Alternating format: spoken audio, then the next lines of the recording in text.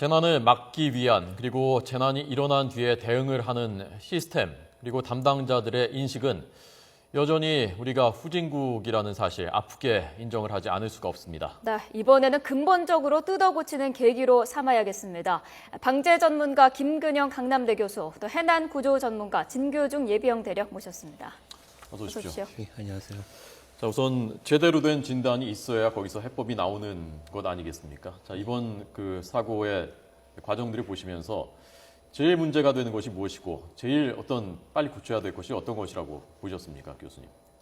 지금 현 단계에서는 일단 그 실종자분들을 최선을 다해서 이제 구조하는 그런 부분이 지금 가장 시급한 것 같고요. 근본적으로 지금 문제는 그 정부와 국가 방제 시스템에 대한 국민들의 이제 신뢰가 무너졌다는 거, 이거 정말 제일 큰 문제라고 생각합니다. 그동안 이제 우리나라에서 그 안전 관련된 규정과 그다음에 재난 대응 시스템, 매뉴얼 이런 것들이 그동안 이제 계속 만들어져 왔는데 이게 작동을 못했다는 거, 이거에 대해서 지금 국민 여러분들께서 정말 우리나라가 재난을 대응할 수 있는 능력을 갖고 있는가 하는 거에 대한 의문을 갖고 있다는 게 가장 큰 문제라고 저는 생각합니다. 매뉴얼 자체는 다 지금 만들어져 있기는 만들어져 있는 겁니까? 예, 매뉴얼이 그러니까 어떤 그 얼마큼 상세하게 되어 있는가에 대한 어떤 수준의 차이는 있을 수 있습니다만 그 상당수 지금 3,200개의 매뉴얼이 만들어져 있고요. 그래서 그 각 단계별로 그러니까 없지는 않습니다. 그동안 우리가 그 국가 방제 시스템을 이제 그 2004년도에 만들어 가면서 그동안 연구도 했고 하기 때문에 만든 것들은 있는데 이게 정말 제대로 돌아갈 수 있게 되어 있는지에 대한 부분, 그리고 또 실질적으로 되어 있다 하더라도 이게 그 정말로 현장에서 돌아갈 수 있는지에 대한 훈련이나 이런 부분이 많이 미흡했던 것들이죠. 네. 대령님께서는 이번 참사 보시면서 가장 큰 문제점 뭐라고 보셨습니까? 보여주기식 행정, 그다음 보여주기식 매뉴얼이고요. 매뉴얼 가지고 있어도 평상시 교육 훈련이 되지 않으면 유급 시에 조건 반사적으로 행동이 돼야 되는데 그냥 보여주기식 행정, 보여주기식 매뉴얼이 아니었나 싶습니다. 서해 페리오 사고 때 직접 현장에 계셨고요. 이번에는 전문가로서 조금 한 발짝 떨어져서 보셨는데 그때랑 지금이랑 반복되는 공통점들이 있죠. 똑같습니다. 하나도 변한 게 없습니다.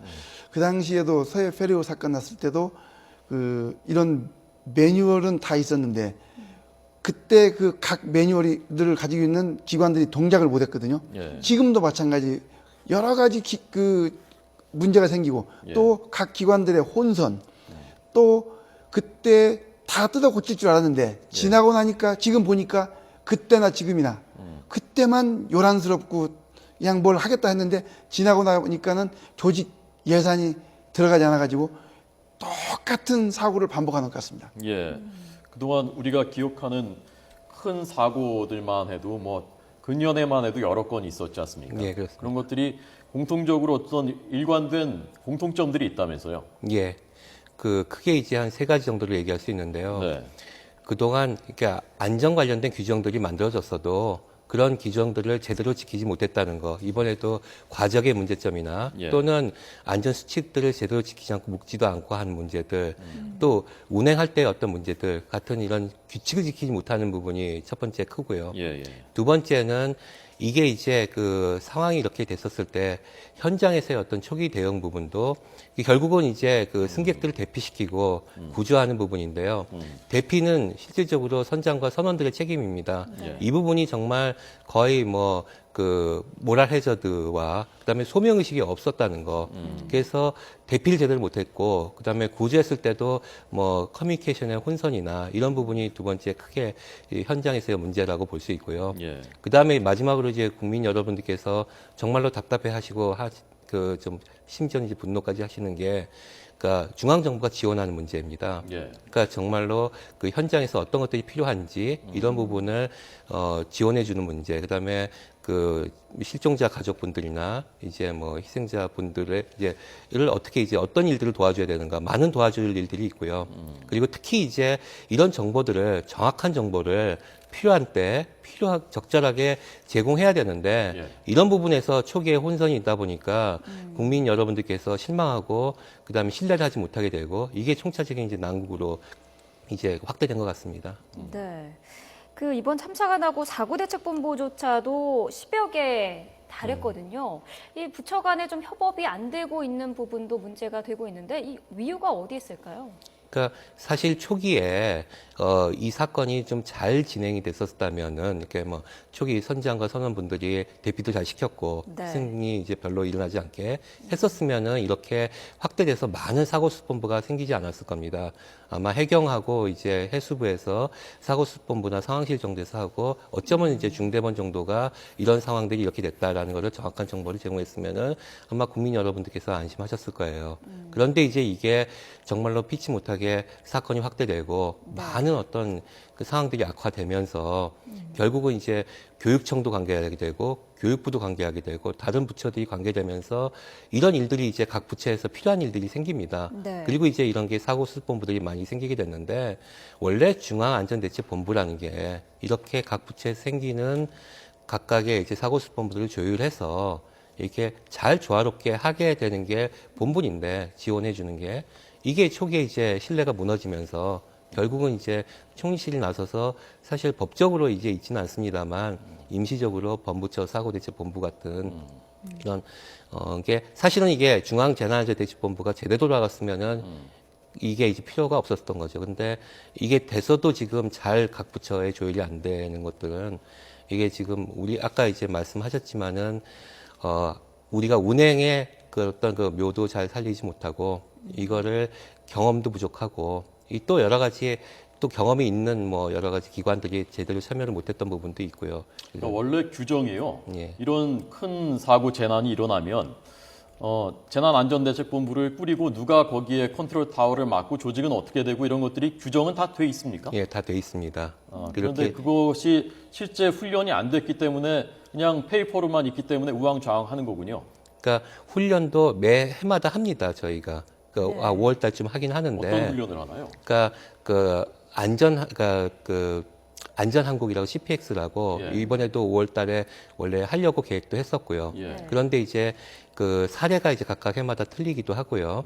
그런데 이번에 이제 여객선 사고가 과연 거기에 이제 훈련에 그동안 했던 거에 포함되어 있었는지에 대한 것들도 좀 검토가 필요할 것 같고요. 네. 또 하나는 이제 이번 2월 달에 이제 법이 바뀌면서 이런 이제 유형의 재난을 사회 재난이라고 새로 이제 정리를 하면서 안행부에서 이제 주관위에서 하기로 했었는데 네. 이런 부분도 사실 재난이라는 거는 그 재난을 대응할 때도 경험이 많이 중요하고 그 다음에 그 소명 의식이나 판단력 같은 게 이제 중요합니다. 판단은 경험에서 나오는 거거든요. 네네. 그런데 이런 부분이 지금 조금 안행부가 축적이 안 됐었던 거죠. 그러다 보니까 과거에 사고가 그렇게 많이 나는데 그럼 사고가 날 때마다 백서들 만들든지 예. 노하우를 전수하든지 했어야 되는데 그런 게 전혀 안 돼 있으니까 경험이 없는 거군요, 결국. 예, 그래서 지금 이제 우리나라 그 정부 조직에서 네.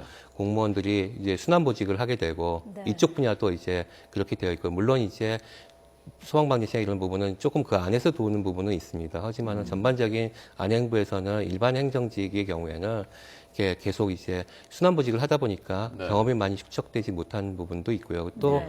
아까 말씀하셨듯이 정보가 다음 사람한테 인계되고 충분히 훈련이나 교육을 통해서 전수가 되고 내재화돼야 되는데 이런 부분이 아직 잘 원활하게 되지 못했고 이 결과가 이렇게 나온 거죠. 예. 재난 전담 공무원이라는 것도 있더라고요. 법적으로 만들긴 했는데 네. 재난안전직을 만들긴 했지만은 구체적으로 이 직을 가지고 사람들을 아직 뽑지는 않았습니다. 예. 네. 자, 그럼 대체 다른 선진국들은 어떻게 하고 있는지 궁금한데 그거 좀 이따 교수님께 여쭤보겠고요. 매뉴얼이 3,000개가 넘는다고 하는데요, 지금. 현장에서는 그런 매뉴얼들을 잘 숙지를 하고 훈련을 합니까? 그리고 그 매뉴얼들은 제대로 된 매뉴얼들입니까? 그 매뉴얼은 제가 볼 때 뭐 선진국이나 저희나 뭐 대동소이할 텐데 그렇군요. 요거는 저는 가장 중요한 포인트는 이거라고 봅니다. 예. 중대본에 근무하는 그 사람들은 대부분 공무원이고 예. 그 공무원들은 2, 3년 주기로 보직을 바꾸지 않습니까? 예. 네. 전문 지식이 있을 수도 없습니다. 그러면 그 안에 민간 자문기구라는 게 있습니다. 그 민간 자문기구에는 민간인들을 넣어서 계속 발전시켜 나가면 되는데 그 민간 자문기구를 활용하도록 돼 있는데 제가 지금 알기로는 그 민간 자문기구에 이렇게 자주 나는 해상 사고 이런 전문가들이 과연 활동을 하고 있으며 그분들이 누군지 네. 그런 자문을 받아서 축적을 하고 계속 하면은 공무원들은 바뀌더라도 거기에서 이런 교훈을 가지고 다음 어떠한 대책을 만들면 되는데 도대체 민간 자문기구는 어떻게 운영되고 있는지 예. 저는 잘 모르겠습니다. 예. 자, 교수님 그 해외 사례도 조금 전에 저희가 그래픽으로 잠깐 보여드렸는데 예. 그러면 외국에서는 그런 그 인수인계 문제 또 전문성 문제 그런 문제들을 어떻게 극복을 하고 있는지 해외에서는 어떻게 하고 있습니까? 다른 나라? 그러니까 실질적으로 그 미국 같은 경우나 네. 일본도 그렇습니다만 그러니까 순환보직 체계가 아닌 경우가 많이 있고요. 그래서 그런 분들하고 제가 이제 얘기를 해보고 같이 교육이나 훈련 받아본 적도 있습니다. 예. 얘기를 해보면 거의 대부분 어느 정도 책임자급 이상 된 분들은 10년 이상의 이런 그 직에서 경험이 있는 분들이고요.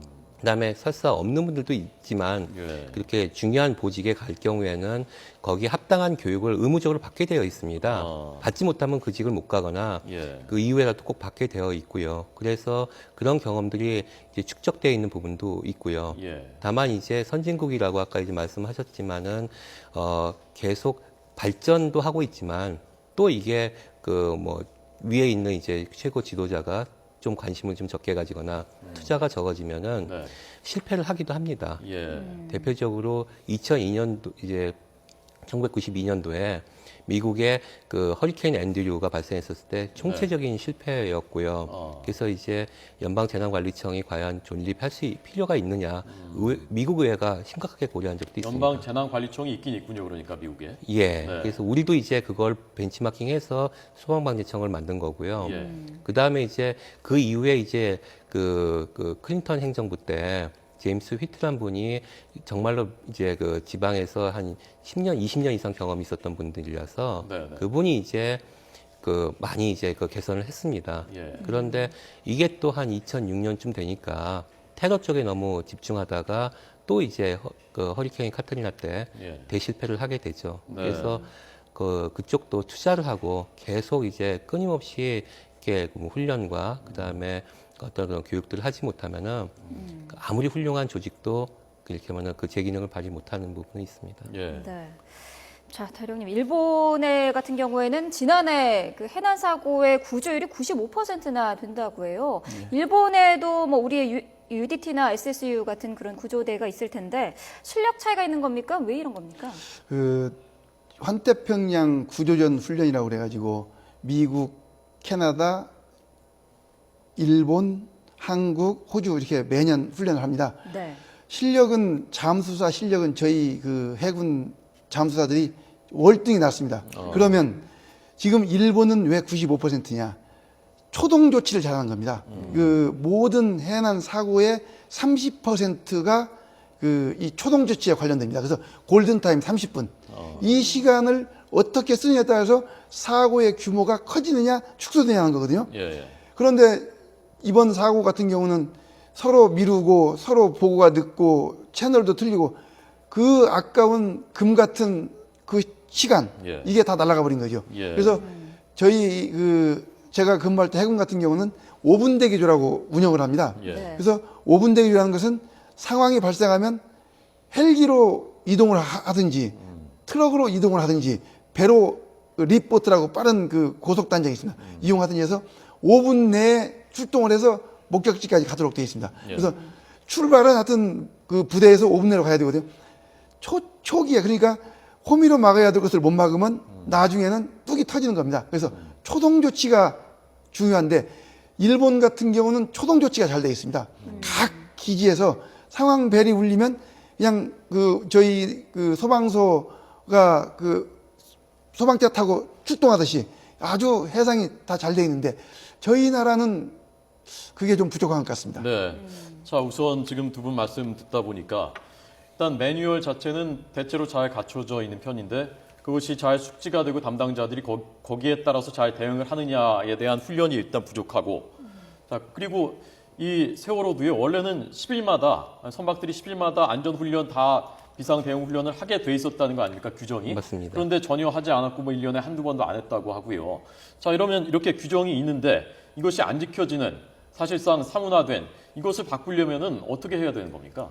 그러니까 외국의 경우도 인간의 행태는 거의 비슷하겠죠. 예. 그래서 외국의 경우에는 두 가지죠. 하나는 그러니까 굉장히 꼼꼼하게 그런 어떤 매뉴얼들 잘 만들어놨을 뿐만 아니라 네네. 그런 것들을 정말로 지켜야 되고 지키는지 확인도 하고 만약에 그걸 제대로 지키지 못했을 경우에는 벌칙이 굉장히 큽니다.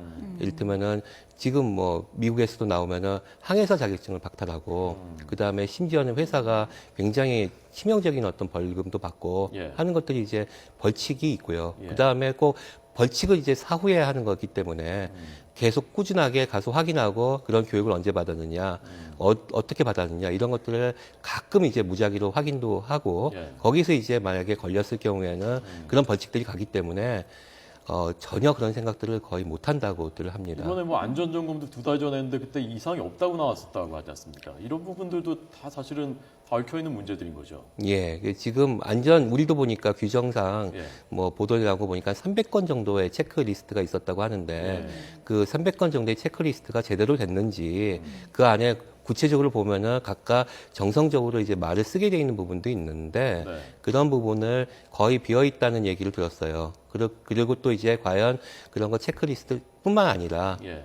이제 그 배에 선박을 실었을 때도 단단하게 묶게 되어 있고 그런 것들이 확인이 되고 난 다음에 출항을 하게 되어 있는데 그런 부분도 지금 뭐 거의 보통 10분, 20분 전에 다 하게 되어 있는데 바로 5분 전에도 싣고 그것도 제대로 확인이 안 된 상태에서 출항했기 때문에 이런 부분이 제대로 원칙을 지키지 못했다는 게 이런 이제 비극적인 상황이 되는 한 원인이 되지 않나 싶습니다. 예. 네. 사실 그 육상교통 같은 경우에는 뭐 도로교통공단도 있고요. 교통안전관리공단도 있는데 해양교통은 이런 준공영제가 안 돼 있어서 같이 그 해양교통안전공단이라도 신설해야 되는 거 아니냐 이런 얘기도 나오고 있는데 어떻게 보시나요? 예, 저는 그 동의합니다. 왜냐하면은 지금 안전점검을 하는 게 조합에서입니다. 그 네. 조합은 선박들이 돈을 내서 그 결성한 조합인데 네. 그 조합의 또 장은 또 그 해수부 출신 뭐들이 아마 가서 하시는가 본데 네. 그러면 과연 그분들이 가서 할 거냐? 역으로 한번 보시면 그 교육훈련비는 1년에 52만 원 썼는데 접대비는 3, 4천만 원 썼다 이겁니다. 그러면 과연 그걸 봤을 때 교육훈련을 한 건지 아니면 그 돈을 뭐 그냥 점검만 받기 위해서 접대를 한 건지 참 그 의심스럽습니다. 따라서 그 점검하는 기관과 이익이 전혀 안 되는 기관으로 분리를 시켜야지 이익단체 자기들한테 점검도 하고 뭘 하면 아니 돈 내는 사람이 점검관을 뽑아놨는데 그 사람이 X를 주면 그 사람은 그거 퇴출될 거 아닙니까? 그러니까 저는 완전히 그 어떠한 점검기관은 그 단체에서 빼서 해수부 산하에 놓든지 네. 이렇게 바꿔야 되지 않나 싶습니다. 예. 네. 자, 이런 구조적인 문제도 고쳐야 될 부분이고요. 전반적으로 어떤 시스템도 중요하지만은 그 안에서 그것을 움직이는 사람들은 결국 그 주체는 사람들인데 예. 사람들이 전반적으로 우리 사회에서 빨리빨리 대충대충 그거 뭐 검사 대충대충 뭐 하고 뭐 빨리빨리 그 묶은 거 대충 보고서 빨리 출항시키는 게 뭐 중요하지 아니면 중요하지 않다고 생각하고 이런 의식들이 있지 않습니까? 이런 의식들이 만연해 있는데 자, 교수님 아까 처벌도 강화해야 된다 말씀하셨고 이런 전반적인 우리의 의식들을 좀 바꾸려면요. 이거 어떻게 해야 됩니까? 그냥 기다려야 됩니까? 시간이 가기를? 그래서 이번 어떤 이런 비극적인 상황이, 그러니까 이렇게 우리가 여기서 지금 주저앉으면은 아마 이런 어떤 비극적인 상황으로만 끝날 겁니다. 예. 우리 사회가 한 단계 더 발전하려고 한다면은 이런 걸 계기를 삼아서 우리가 이제 근본적으로 수술을 좀 필요하겠죠. 예. 그래서 일단 첫 번째, 이런 그 많은 사람들의 생명을 다루는 배든지 또 뭐 극장일 수도 있고요. 이런 우리가 얘기하는 다중이용 시설인데 예. 이런 거에 일시적으로 책임을 맡으신 분들은 소명의식이 분명히 있어야 됩니다. 네. 네. 그리고 어떤 일들을 해야 되는지에 대한 명확한 그 부분도 있고요. 지금 매뉴얼이 그렇게 되어 있긴 하지만 이거를 끊임없이 주지시켜서 이게 내재화돼서 바로 나올 수 있게 해야 되는 부분도 있고요. 예. 그 다음에 이제 그렇게 돼야지만 이런 것들이 이제 위반해서 안 되겠구나 하는 생각들이 생기고 네. 처벌에 대한 부분도 명확히 해서 내가 만약에 이걸 위반하게 되면 사회적으로 큰 불이익을 받는다. 예. 라고 한다면은 우리가 한 단계 발전할 수 있지 않을까 싶고요. 선진국도 다 그렇게들 하고 있습니다. 예. 네. 자, 우리가 사실은 대한민국 사회가 급성장하면서 매뉴얼을 무시하는 네. 매뉴얼을 지키는 것이 마치 정상이 아닌 것 같은 비정상인 것 같은 그런 분위기가 암묵적으로 있었습니다. 매뉴얼대로 사는 게 매뉴얼을 정말 그대로 교과서처럼 지키는 것이 하나의 해법이 될 수 있지 않을까 하는 생각을 해봤습니다. 오늘 두 분에게 시스템 어떻게 바꿔야 되는지 어떻게 이번에 교훈으로 삼아야 되는지 들었습니다. 네. 두 분 말씀 잘 들었습니다. 고맙습니다. 고맙습니다. 예.